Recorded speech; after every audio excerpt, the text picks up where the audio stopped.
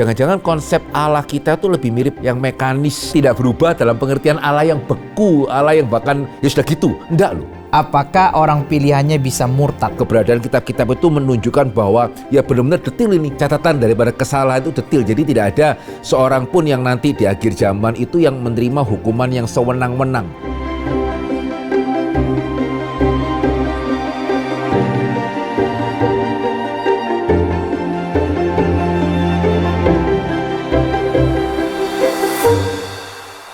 Halo Pak Henry, Ya, kita kembali akan mulai fokus pada hari ini.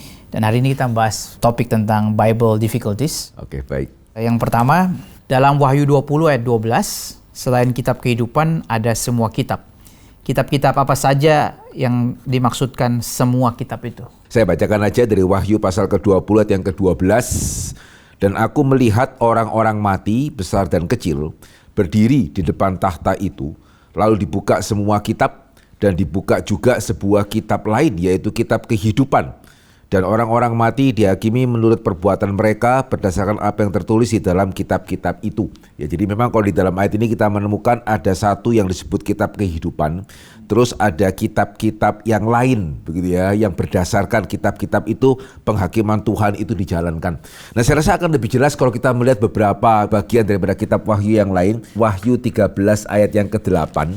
Ya, kemudian 17 ayat yang ke-8. Dan semua orang yang diam di atas bumi akan menyembahnya, yaitu setiap orang yang namanya tidak tertulis sejak dunia dijadikan di dalam kitab kehidupan dari anak domba yang telah disembelih. Oke, 17 ayat yang ke-8. Adapun binatang yang telah kau lihat itu telah ada, namun tidak ada, ia akan muncul dari jurang maut dan ia menuju kepada kebinasaan. Dan mereka yang diam di bumi, yaitu mereka yang tidak tertulis di dalam kitab kehidupan sejak dunia dijadikan, akan heran apabila mereka melihat bahwa binatang itu telah ada, namun tidak ada, dan akan muncul lagi. Ya, jika di dalam ketiga ayat ini setidaknya kita menemukan sama ya, ada yang namanya kitab kehidupan yang sejak dunia dijadikan itu sudah ada nama-nama di dalamnya. Sehingga ini menarik ya, ini sebenarnya sejalan dengan keyakinan di dalam teologi reform bahwa Alkitab mengajarkan mengenai predestinasi ya.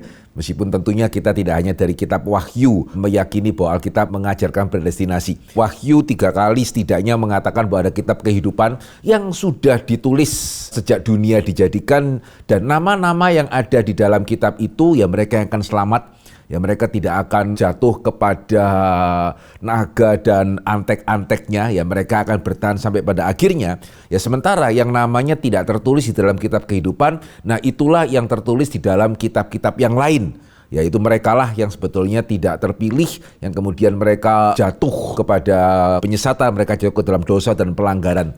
Ya, sehingga di sini justru yang perlu ditekankan adalah Wahyu pasal 20 tadi ya. Dikatakan kitab-kitab ini banyak Vikaris Kias ya, dan di dalamnya tercatat semua perilaku dari orang-orang yang di dalam kitab-kitab itu. Ya, sehingga sekali lagi ini sejalan dengan apa yang kita yakini ya, bahwa ketika kita percaya ada umat pilihan, sama sekali tidak ada ketidakadilan di sana. Ya, karena mereka yang tidak dipilih, ya mereka akan dihakimi itu sesuai dengan apa yang mereka lakukan. Ya, sehingga keberadaan kitab-kitab itu menunjukkan bahwa ya benar-benar detil ini. Ya, catatan daripada kesalahan itu detil. Jadi tidak ada seorang pun yang nanti di akhir zaman itu yang menerima hukuman yang sewenang-wenang. Ya, karena apa yang mereka lakukan itu tercatat secara detil sebetulnya gitu. Nah, sebaliknya bagi mereka yang dipilih, ya kita menerima kasih karunia ya. Karena bukan berarti kita tidak berdosa, tapi kita menerima kasih karunia karena di dalam Wahyu pasalnya yang ke-5 dikatakan di sana ada anak domba yang disembelih. Ya, sehingga kita yang dipilih gitu ya, yang berada dalam kitab kehidupan, kita pun juga tidak diselamatkan secara sewenang-wenang. Ya, kita diselamatkan oleh kasih karunia yang secara adil ya dilakukan di dalam Kristus sebagai anak domba yang disembelih. Ya, jadi itu artinya ada kitab kehidupan, ya ada kitab-kitab yang lain yang mencatat perbuatan dari orang-orang yang tidak tercatat dalam kitab kehidupan, sehingga mereka akan menerima penghakiman secara adil. Apakah Filipi 2 ayat 6-8 adalah bentuk penyangkalan diri dari Tuhan Yesus Kristus? Kata menyesal yang diungkapkan Alkitab, gambaran perasaan Allah, itu menurut teolog mempunyai istilah antropomorfis. Jika demikian, perasaan Allah yang marah, cemburu, apakah juga termasuk antropomorfis? Apa arti dari 1 Petrus 3 ayat 19-20? Bagaimana memahami Ibrani 6 ayat 4-6? Apakah orang pilihannya bisa murtad ya? Terima kasih. Baik. Wah, ini 4 pertanyaan secara langsung. Oke, kita satu-satu aja ya. Mulai dari yang pertama tadi, Filipi pasal yang kedua, ayat yang ke-6 sampai ayat yang ke-8. Yang walaupun dalam rupa Allah tidak menganggap kesetaraan dengan Allah itu sebagai milik yang harus dipertahankan, melainkan telah mengosongkan dirinya sendiri dan mengambil rupa seorang hamba dan menjadi sama dengan manusia. Dan dalam keadaan sebagai manusia, ia telah merendahkan dirinya dan taat sampai mati, bahkan sampai mati di kayu salib. Ya, sehingga apakah ini merupakan suatu tindakan penyangkalan diri? Nah, ada dua sisi. Ya, di satu sisi kalau kita melihat penyangkalan diri itu sesuatu hal yang kita lakukan yang menyusahkan kita gitu ya. Ya, maka apa yang Yesus lakukan ini bisa disebut sebagai penyangkalan diri. Tetapi kalau penyangkalan diri itu dilihat sebagai kita melakukan sesuatu hal yang sebetulnya kita tidak ingin lakukan tapi kita terpaksa melakukan begitu ya. Maka apa yang Yesus lakukan di dalam ayat ini bukan suatu penyangkalan diri. Ya, karena dia menjadi manusia itu bukan karena terpaksa. Ya, tidak ada pemaksaan di dalam hal ini. Bapa tidak memaksa anak ya, karena engkau adalah anak, mau tidak mau engkau yang harus turun ke dalam dunia, engkau yang harus mati, tidak gitu ya. Dan Ibrani pasal kedua ya itu secara spesifik mengatakan anak itu secara rela. Ya, Yesus itu secara rela karena kita adalah darah dan daging gitu ya.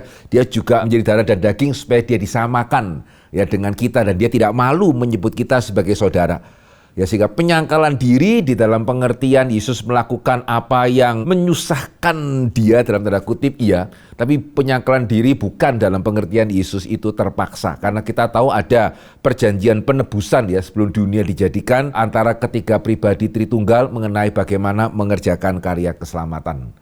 Nah, itu yang pertama ya. Kemudian yang kedua, antropomorfis itu apa? Antropomorfis adalah cara Alkitab ya. Cara Alkitab menggambarkan Allah melalui gaya bahasa yang manusia bisa mengerti dan bahkan mudah ingat. Allah gunung batu, Allah kota benteng, Allah sebagai gembala yang baik. Ya, itu adalah gambaran yang Alkitab berikan untuk menolong kita mengenal Allah secara mudah untuk dipahami. Nah, apakah tadi pertanyaannya mengenai Allah menyesal, Allah marah, Allah cemburu itu antropomorfis? Nah, sekarang kita bisa mengatakan ya, antropomorfis di dalam Alkitab itu jarang yang sebetulnya berupa kata sifat. Sebagian besar itu berupa kata benda, kota benteng lah, gunung batu, gembala, dan seterusnya itu berupa kata benda kan. Atau berupa kata kerja, misalnya roh Allah melayang-layang. Ya, di atas permukaan air, Allah bangun gitu ya. Nah, itu kan kata kerja semua ya. Sementara ketika Alkitab memakai kata sifat, Allah baik, Allah di mana-mana ada, ya Allah itu berdaulat penuh, siapakah yang bisa memberikan nasihat kepada siapa dia mau memberikan nasihat. Sebetulnya ya memang Allah seperti itu gitu ya. Jadi Allah baik ya karena ya Allah disebut baik ya karena memang dia baik. Ya Allah murah hati ya karena dia murah hati. Gitu ya, kita bisa memahami itu bahkan dengan seharafiah mungkin. Nah, memang sekarang pertanyaannya adalah bagaimana berkenaan dengan sifat-sifat yang setidaknya di dalam bahasa manusia konotasinya negatif nih. Gitu ya, Allah cemburu tadi ya, Allah marah, Allah murka, dan khususnya memang ya yang seringkali menjadi kesulitan Allah menyesal. Nah, kalau saya boleh mengatakan ya, sebetulnya kita mesti menyadari ya bahwa sifat-sifat yang barusan saya sebutkan itu kalau pada tempatnya tidak salah. Ya, baik itu Allah marah, ya Allah cemburu, ya Allah murka, bahkan nanti kita akan melihat Allah menyesal. Itu kalau pada tempatnya tidak salah loh. Perasaan marah itu tidak salah kalau pada tempatnya. Ya, perasaan cemburu justru agak problematik ya kalau ada orang mendekati istri kita dan kita malah senang gitu ya. Ya, kita harus cemburu ya. Itu adalah perasaan cemburu yang pada tempatnya ya, karena kita sudah dipersatukan dengan pasangan kita. Ya, sehingga kata sifat seperti itu kita bisa pahami berkenaan dengan Allah jikalau kita mengingat bahwa Allah tidak pernah marah tidak pada tempatnya, Allah tidak pernah cemburu secara tidak pada tempatnya, Allah juga tidak pernah murka secara tidak pada tempatnya. Justru yang hari ini saya melihat berbahaya adalah ketika kita mencoba menjauhkan Allah dari sifat-sifat itu. Jadi seolah-olah Allah itu ya cuma baik, Allah itu ya cuma kasih gitu ya, sehingga jangan berbicara mengenai Allah yang murka. Ya, bahkan ada seorang penafsir yang mencoba untuk mengaitkan Roma pasal pertama 18 ya, Murka Allah nyata dari surga, ada penafsir yang mengatakan, oh itu pendapatnya para lawan Paulus, gitu ya. Jadi bukan pendapatnya Paulus. Nah, justru hari ini ya, ketika kita melakukan hal seperti itu, kita membuat Allah itu seperti bukan satu pribadi yang utuh. Ya, hati-hati justru di dalam melihat sifat-sifat dalam tanda kutip negatif tadi sebagai antropomorfis, karena sepertinya kalau kita nggak hati-hati, kita berusaha untuk membuat Allah tidak mungkin marah, tidak mungkin cemburu. Tidak begitu loh, itu bukan Allah Alkitab. Jadi perasaan-perasaan seperti tadi tetap kita bisa kenakan kepada Allah dengan catatan tadi ya. Allah tidak pernah marah, murka, cemburu secara tidak pada tempatnya. Nah, bagaimana dengan menyesal itu sendiri ya? Nah, menyesal itu kan sebetulnya arti katanya kan berbalik, bertobat. Begitu ya. Menyesal di sini dalam pengertian bertobat, ya berbalik. Nah, berbalik secara pada tempatnya ya tidak salah ya. Sehingga ketika dikatakan dalam Alkitab Allah menyesal, itu berarti Allah ya memanggil Israel keluar dari Mesir, kemudian Allah berencana membinasakan ketika mereka menyembah anak lembu emas. Allah mengangkat Saul, Allah juga yang menurunkan Saul. Itu kan suatu pembalikan 180 derajat. Tetapi yang tidak perlu dimengerti secara problematik ya, kalau kita menyadari ya memang Allah itu kudus, ya Allah itu kasih, ya dan Allah kita bukan Allah yang mekanis. Ya sehingga Ekariskia seringkali saya perhatikan kalau kita nggak hati-hati ya, jangan-jangan konsep Allah kita itu lebih mirip Platonis ya, yang mekanis.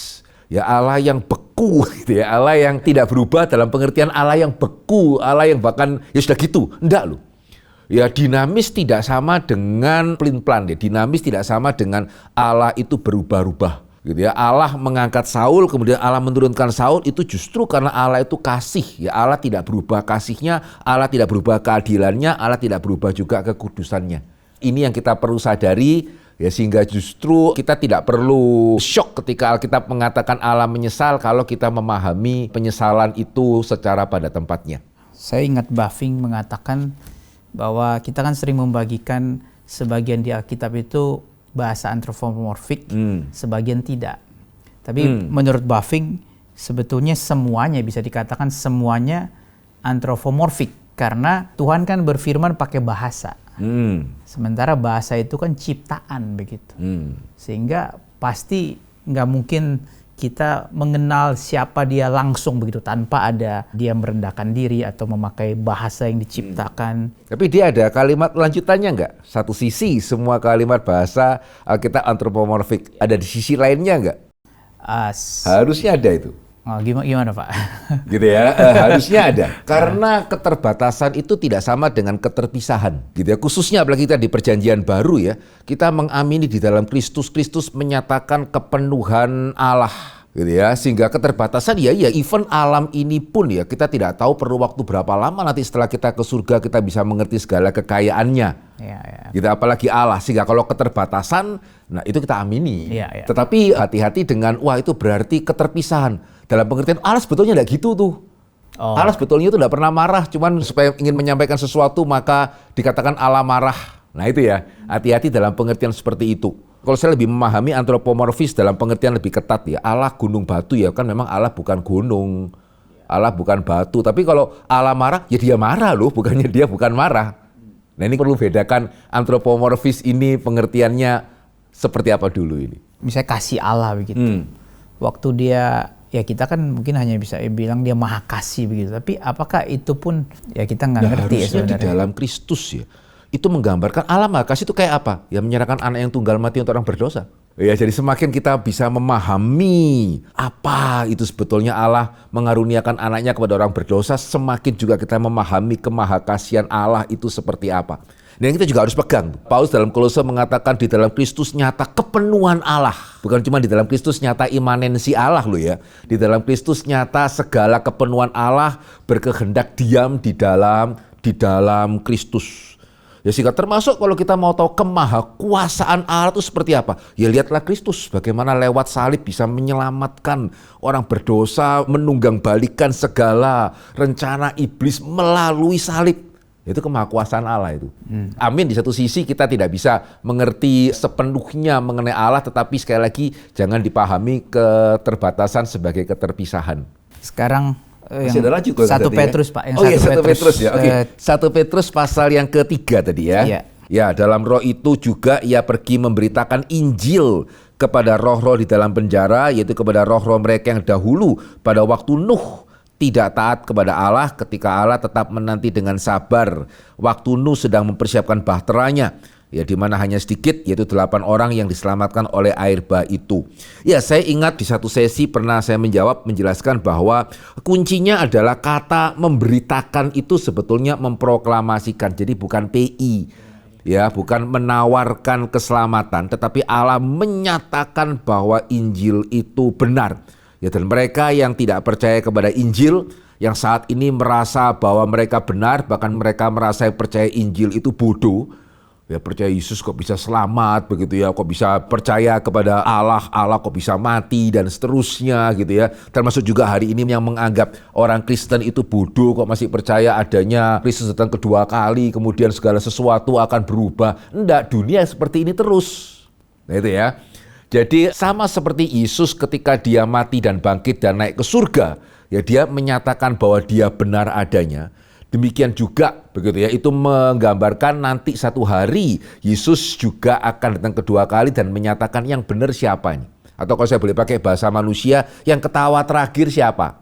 Ya, sehingga itu kenapa juga secara spesifik Petrus menyinggung mereka yang pada zaman Nuh. Ya karena kalau dimengerti ini secara PI agak heran ya, kenapa kok khusus yang pada zaman Nuh nih gitu ya. Tapi kalau dimengerti dalam pengertian memproklamasikan siapa yang ketawa terakhir, ya sangat cocok. Gitu ya, orang-orang pada zaman Nuh yang merasa bodoh sekali nih Nuh nih, yang betul aja mana gitu ya, bisa ada air bah membangun bahtera kok di sana, siapa yang ketawa terakhir.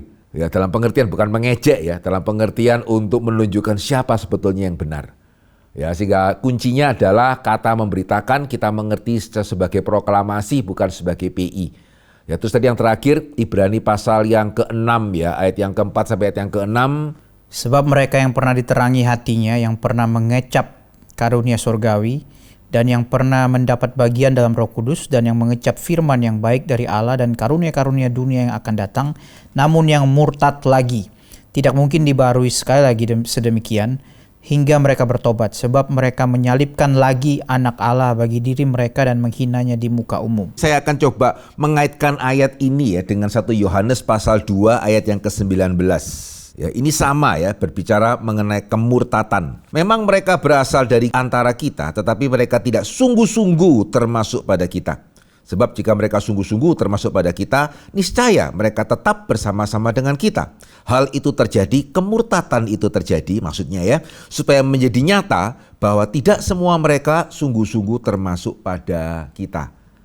Ya, sehingga betul ya, Ibrani pasal ke-6 tadi berbicara mengenai kemurtatan. Tetapi kalau sampai ada orang Kristen yang murtad, ya Yohanes memberitahu kita itu bukan karena mereka kehilangan keselamatan ya, tapi karena mereka sepertinya selamat.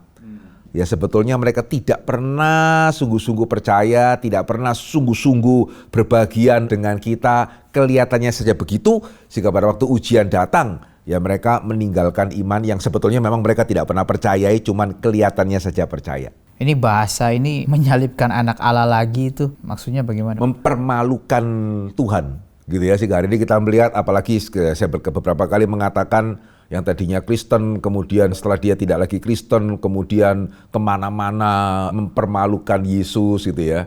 Ya jadi mempermalukan Yesus sekali lagi itu. Beberapa kali saya ingat saya mengatakan saya akan sangat heran kalau orang-orang seperti itu masih akan kembali. Ya, saya sangat heran kalau mereka akan bernasib seperti Petrus gitu ya. Sangat-sangat mungkin, meskipun sekali lagi penentu terakhir tentunya bukan saya, Tuhan ya. Kalau kasus Paulus bagaimana Pak ya? Paulus kan bukan murtad, kan dari dia di awal kan bukannya dia menjadi Kristen dulu gitu ya. Beda dong.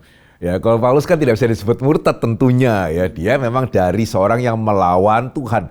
Sehingga itu kenapa ya kita tidak memakai kata murtad itu untuk mereka yang tidak Kristen loh. Ya, kita tidak menyebut orang dengan keyakinan lain sebagai murtad. Murtad dari apa? Ya, memang mereka mempunyai keyakinan yang berbeda. Kita tidak memanggil mereka murtad, kita juga tidak memanggil mereka sebagai antikristus, ya tidak. Ya memang mereka, termasuk kita juga tidak memanggil orang ateis itu murtad. Iya. Gitu ya. Jadi murtad itu untuk seperti Yudas. Juga Yohanes gambarkan sepertinya Kristen sudah ke gereja, bahkan mungkin majelis hamba Tuhan dan seterusnya. Berbalik. Nah itu mempermalukan Tuhan sekali itu sebetulnya.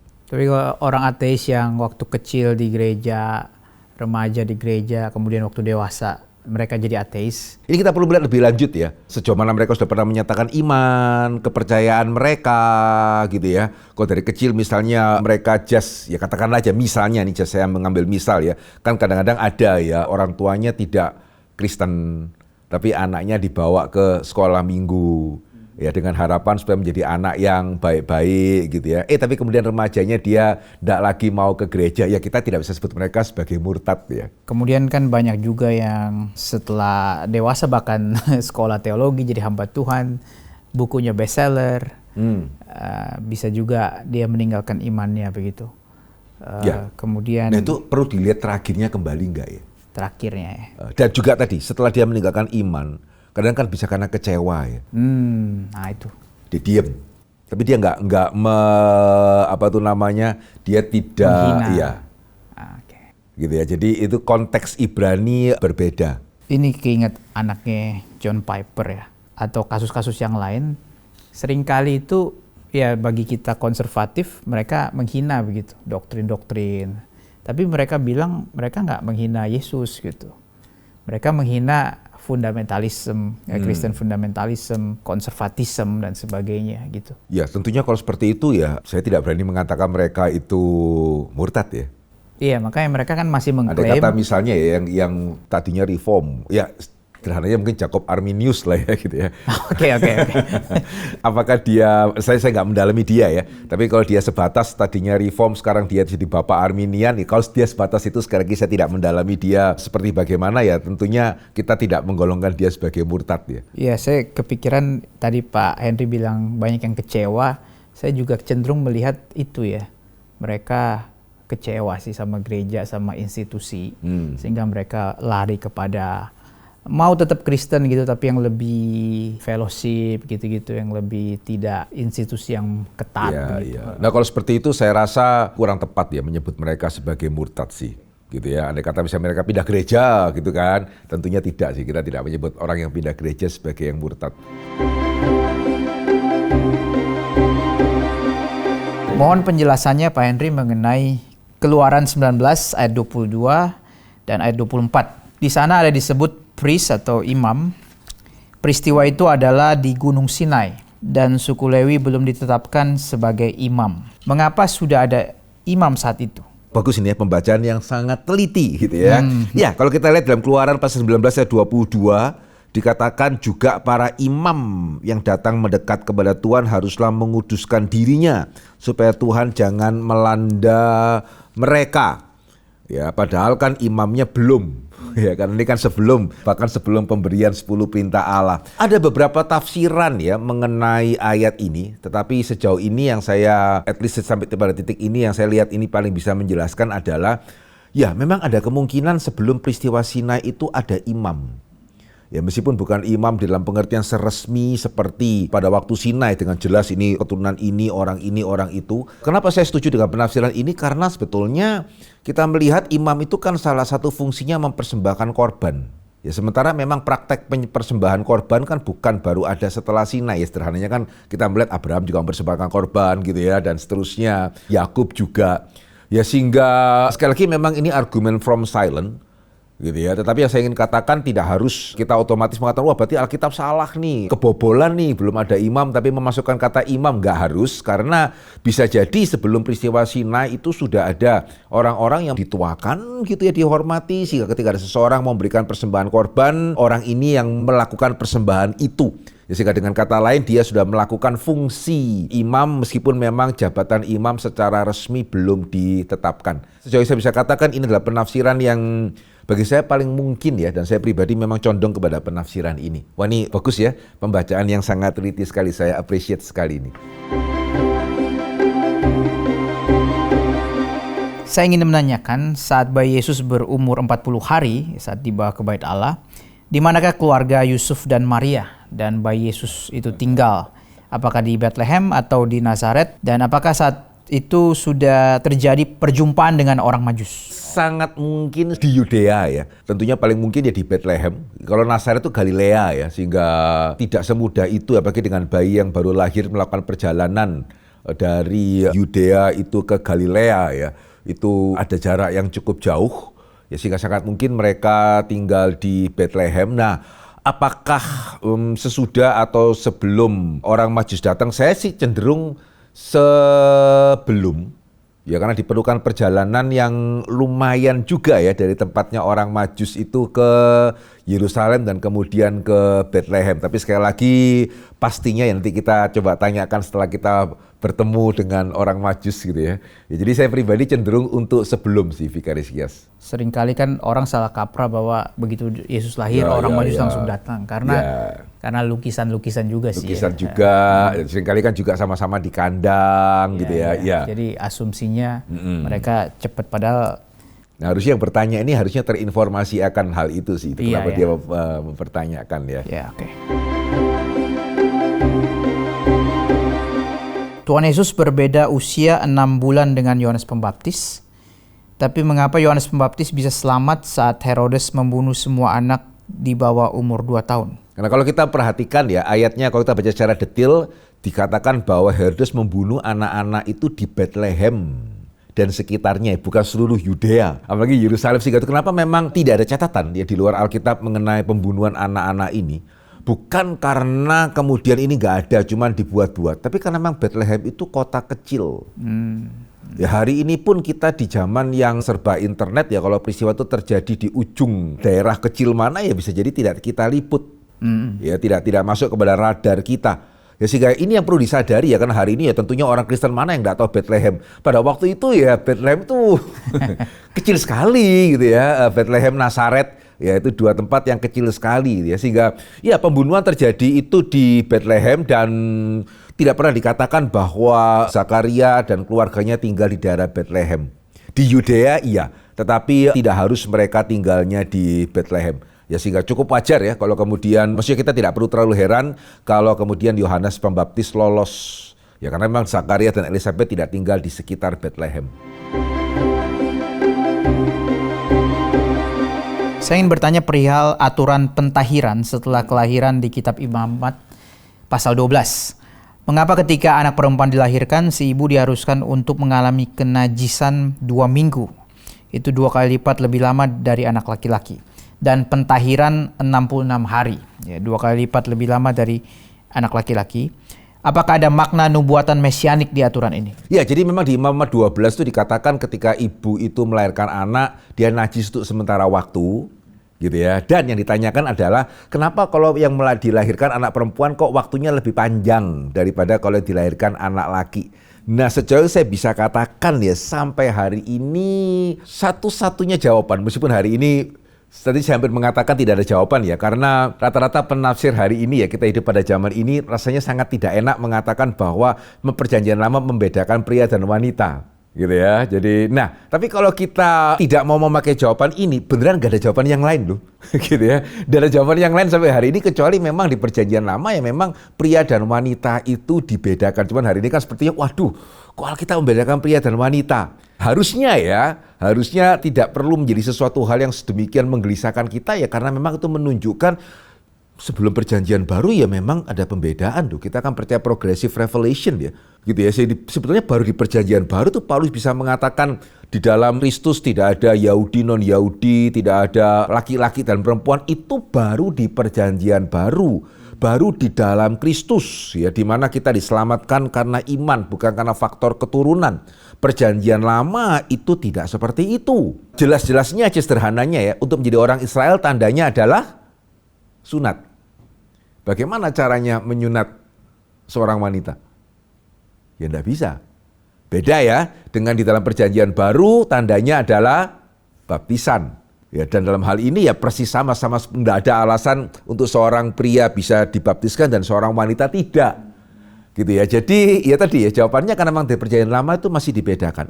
Ya masih patriarkal sekali gitu ya. Baru di Perjanjian Baru kita melihat itu di dalam Kristus oleh iman pria dan wanita dilihat sebagai satu adanya. Itu kenapa juga dalam Perjanjian Baru kita tidak menyunatkan orang Kristen tetapi kita membaptiskan orang percaya. Tidak ada perbedaan di dalam hal ini. Ingin bertanya mengenai Yeremia 7 ayat 21 sampai 23. Dalam ayat 23 ditulis, maka aku akan menjadi Allahmu. Pertanyaannya adalah, siapakah aku di sini? Apakah itu Yesus? Kemudian dikatakan, ikutilah seluruh jalan yang kuperintahkan kepadamu. Pertanyaannya di zaman sekarang bagaimana aplikasi perintahnya dalam menghadapi kerusakan yang ada sekarang? Apa pesan singkat dari Yeremia 7 ayat 21-23 ini? Oke, baik. Ya, kalau tadi yang pertama bisa dijawab dengan singkat, ya itu menunjuk kepada Allah Bapa, gitu ya, bukan menunjuk kepada Yesus Kristus. Yang kedua mengenai lakukanlah segala perintahku, ya apakah aplikasinya? Ya kita harus berusaha untuk melakukan apa yang firman Tuhan katakan, ya bukan untuk diselamatkan, tetapi sebagai respon kita untuk keselamatan kita, sekaligus ya untuk mendatangkan apa yang baik bagi kita, juga untuk sebagai respon keselamatan, bukan untuk mendapatkan keselamatan. Ya kita tetap harus melakukan meskipun tidak bisa sempurna. Ya kita percaya ada pertolongan Roh Kudus, juga kita bisa meminta kekuatan daripada Tuhan. Oke, baik Pak Henry. Terima kasih untuk kiranya menjadi setiap berkat jawabannya. Kita bersyukur pertanyaan-pertanyaan sudah belum dijawab, tapi kalau saudara masih mempunyai pertanyaan yang lain, silakan mengirimkan pertanyaan Anda melalui WhatsApp atau komen di YouTube. Link kelas fokus episode 1-22 yang membahas dari penciptaan sampai eskatologi bisa didapatkan di dalam kolom deskripsi. Jika saudara mendapat berkat dari program ini, silakan share kepada yang lain. Mari kita bersama bertumbuh menjadi orang Kristen yang dewasa. Tuhan memberkati.